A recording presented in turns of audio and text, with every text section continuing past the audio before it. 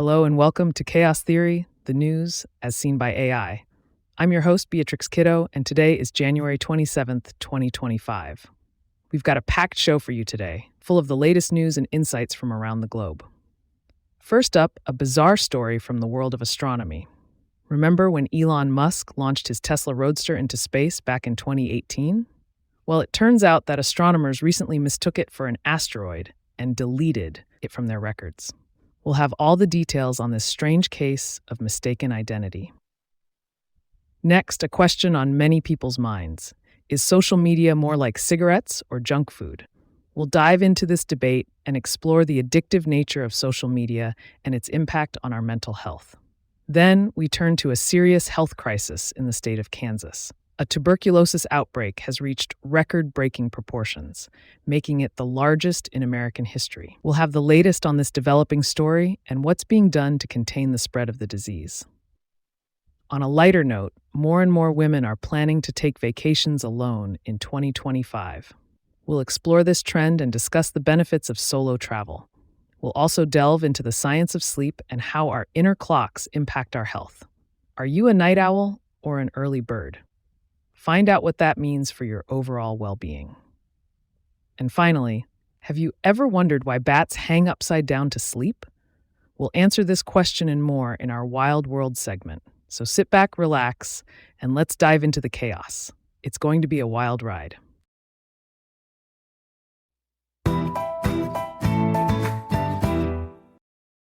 In our next story, we have a case of mistaken identity in space.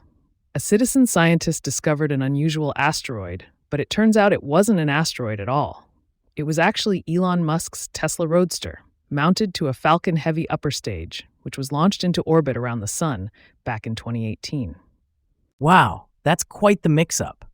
So this object was initially thought to be a near-Earth object, or NEO, and was even given the designation 2018 CN41. But it was later deleted from the records of the Minor Planet Center at the Harvard-Smithsonian Center for Astrophysics in Cambridge, Massachusetts. Yeah, it's a bit embarrassing for the Minor Planet Center, but they're not the only ones who were fooled. The object was also identified as a NEO by the Catalina Sky Survey at Stewart Observatory near Tucson, Arizona, and the Pan-STARRS and Atlas surveys in Hawaii. But how did they figure out it was actually Musk's Tesla Roadster? Well, the citizen scientist who discovered it, H.A. Guler, noticed that the object's orbit resembled that of a spacecraft traveling to Mars using a Hohmann transfer orbit, but slightly overshooting Mars's orbit. He then went to JPL's small body database to look at the Earth close approach dates and potential Mars close approach dates, but couldn't correlate them to a known interplanetary mission.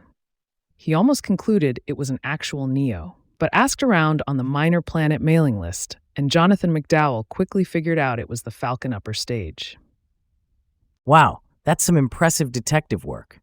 But it does raise some concerns about the lack of transparency from nations and companies operating craft in deep space. If left unchecked, these untracked objects could hinder efforts to protect Earth from potentially hazardous asteroids. Exactly, and it's a problem that's set to worsen as more nations and companies venture to the moon and beyond.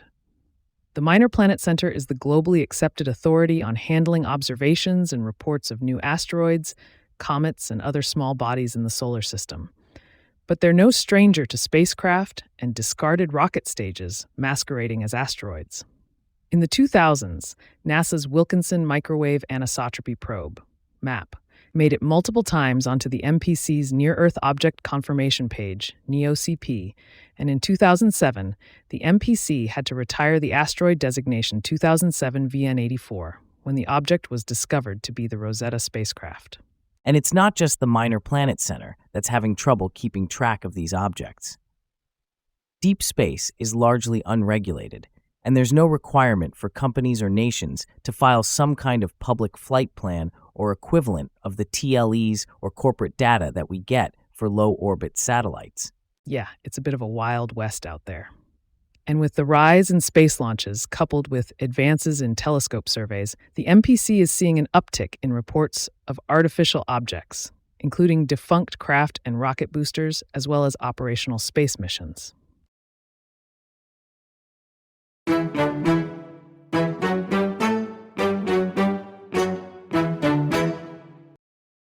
So, David, it looks like lawmakers are trying to decide whether to ban social media for kids or just put warning labels on it. Kind of like how they did with cigarettes and junk food, right? Yeah, B, it's a tough call. On one hand, we know that social media can be really harmful to kids, especially when it comes to things like self-harm and self-hate. But on the other hand, some people argue that it's up to parents to regulate their kids' use of these platforms. Right. And it looks like some states are already taking action. California, Utah, and New York have all passed laws that aim to make social media safer for kids, like limiting data collection and reducing persuasive design features. But other authorities, like Australia, are taking a more drastic approach by banning users under the age of 16 from using social media altogether. Wow, that's a pretty bold move, but it seems like it's been pretty popular among the public. A poll revealed that 77% of Australians support the law. So the question now is, should the US follow suit or keep going down the path of regulation? Well, it's not an easy decision. It's important to understand why we treated cigarettes and junk food differently in the first place. It wasn't just about the products themselves, but also the cultural and legal context of the time. For example, cigarettes were first popularized in a more moralistic era, while Jean Mayer's Senate testimony about junk food took place during the Vietnam War and Watergate scandal. Right, and legal standards also matter. I spoke to Meg Jones, a professor at Georgetown, who said that we impose outright bans for kids when activities involve permanent or hard-to-reverse consequences, addiction, activities with high potential for exploitation, and parents unable to assess or manage risks. So the question is, does social media fall into one of those categories? Jones said that it depends on whether the platforms have redeeming development value and whether parents can provide effective guidance. And it looks like the answer to both of those questions is becoming less clear. Early social media was often described in utopian terms, but in recent years, the utopian sheen has been stripped away, and parents are increasingly lamenting their inability to control their children's online obsessions. Right, which suggests that from a legal standpoint, platforms like Instagram and TikTok may have key traits in common with tobacco. But despite these realities, in the US, an Australian-style response to social media would be met with considerable headwinds. Many state laws have faced legal challenges, often filed on constitutional grounds by industry groups like NetChoice. But it's not all doom and gloom. Florida's conservative majority legislature recently banned social media accounts for children under 14, and the U.S. Court of Appeals for the Ninth Circuit vacated many parts of an earlier federal injunction that had been holding up implementation of California's law. So it looks like the debate is far from over. Yeah, it's definitely a complex issue with no easy answers. But one thing's for sure, our society seems ready to have a real debate about whether it's time for the government to act in a serious way.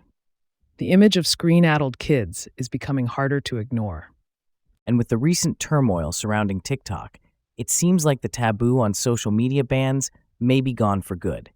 Maybe the vibe is shifting again.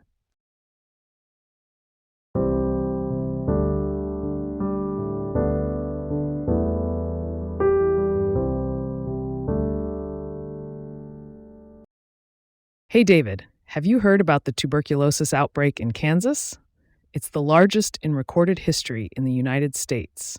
Wow, B, that's not good. How many cases have been reported so far? As of January 17th, there have been 66 active cases and 79 latent infections in the Kansas City metro area since 2024. Most of the cases have been in Wyandotte County, with a handful in Johnson County. That's a lot of cases in a short amount of time. Is there a risk to the general public? State public health officials say there is a very low risk to the general public. Tuberculosis is caused by a bacterium that typically affects the lungs. People with an active infection feel sick and can spread it to others, while people with a latent infection don't feel sick and can't spread it. So how is it spread, and is it treatable? Tuberculosis is spread person to person through the air when a person with an active infection coughs, speaks, or sings. But don't worry, it's treatable with antibiotics. That's good to know. What are the state public health officials doing to address the outbreak? They're working collaboratively with the CDC to address the outbreak. The CDC is on the ground in Kansas to support their efforts, and it looks like they're making progress, as the number of active cases has gone down from 65 to about 32. That's great news. And for those with active cases, how long does the treatment take? The course of treatment is several months long for both active and latent cases. And after 10 days of taking medications and having 3 sputum tests, active patients will generally no longer be able to transmit tuberculosis.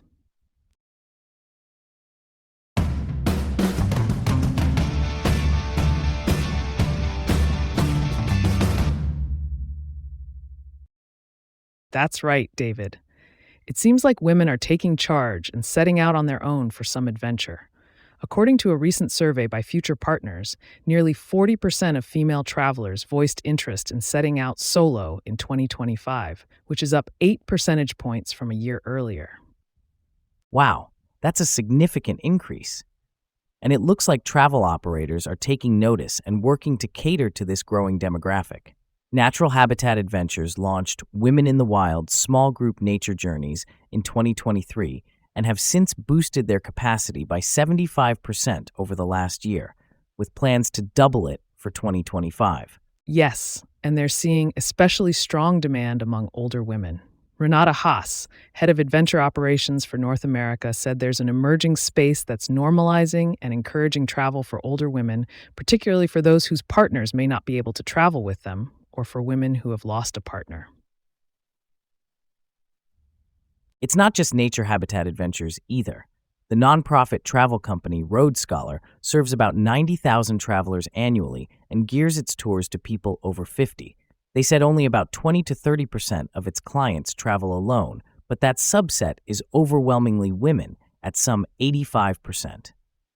Yeah, and it's not just older women either. Luxury travel network Virtuoso has found that the vast majority of its solo clients are women at 71%. About 47% of them are divorced, separated, or widowed, which is part of a surge in post-partner or family-raising travel. Even rustic, DIY-driven travel companies have seen demand rise among female customers. Max Adventure, which offers self-guided hiking and biking trips with 24/7 support teams, said 56% of its solo bookers in 2024 were women, up 2 percentage points since the year before. And it's not just about traveling alone either. Many of these women are traveling with a group of like-minded women. Wander Tours CEO Beth Whitman said that about 15 years ago, only a handful of companies offered women-only tours. But it's become more acceptable for women to leave their families, partners, or spouses behind and travel with a group of like-minded women.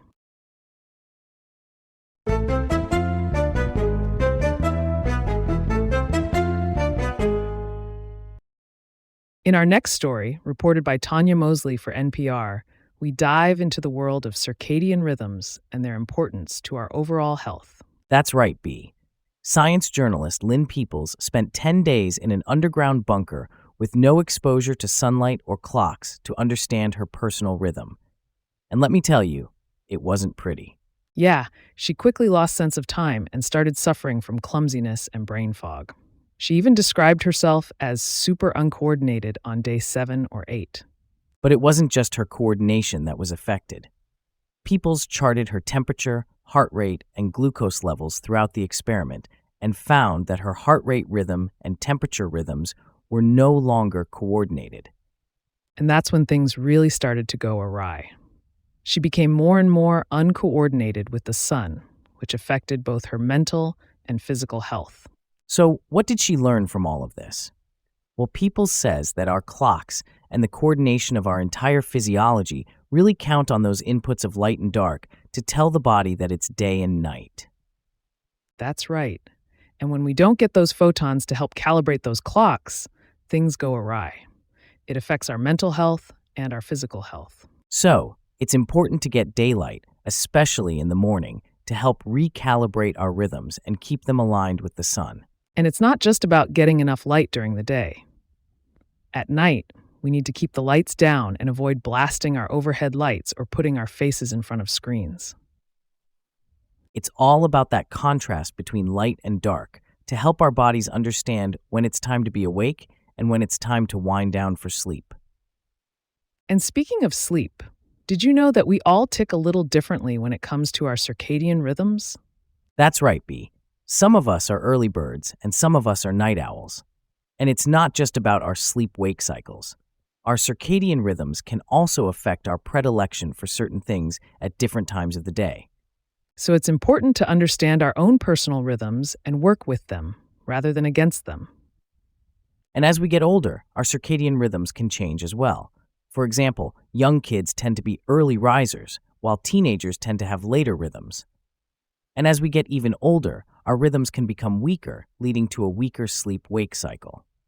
But scientists are finding ways to potentially strengthen those rhythms, in part through things like getting that extra contrast of light and dark throughout the day. And there's even research suggesting a correlation between certain mental health disorders and circadian rhythms. For example, certain drugs used for mental health disorders like schizophrenia and depression might actually work by affecting the circadian clock. So it's clear that our circadian rhythms play a crucial role in our overall health. And by understanding and working with them, we can improve both our mental and physical well-being.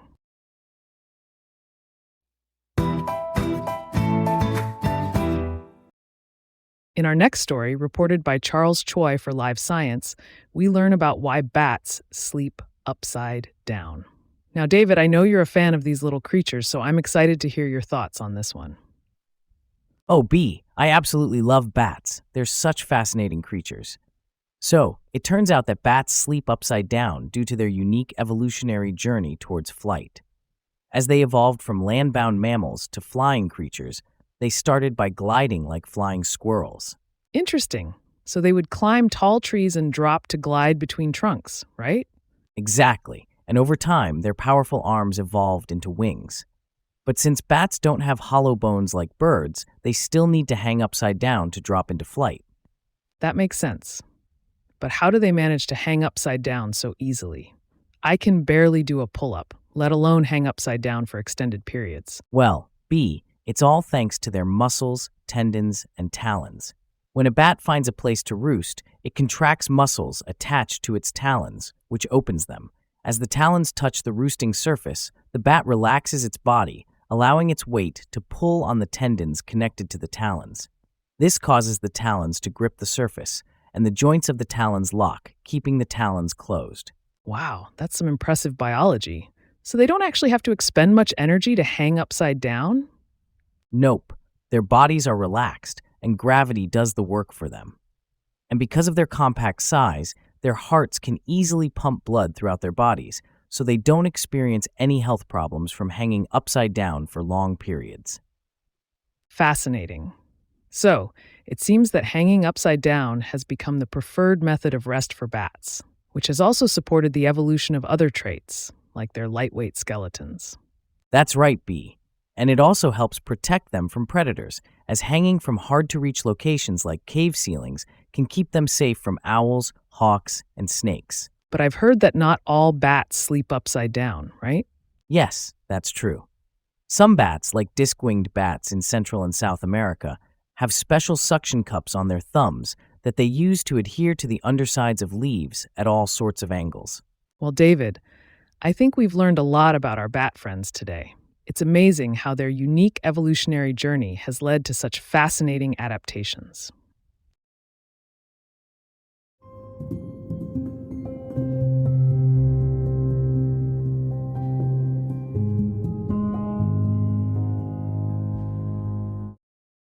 Thank you for tuning in to today's episode of Chaos Theory, the news as seen by AI. I'm Beatrix Kiddo, your host and AI guide to the daily news. We hope you found today's summaries informative and thought-provoking.